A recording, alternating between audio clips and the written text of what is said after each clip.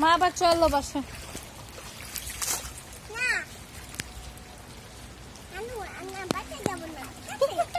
কি বলছে শুনছেন?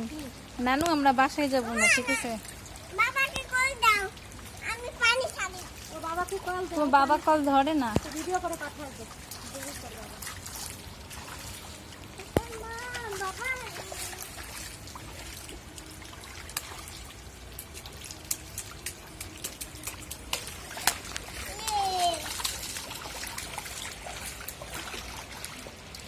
তো মাঝখানে যাও, মাঝখানে, ওই মাঝখানে যাও, নানুর কাছে যাও।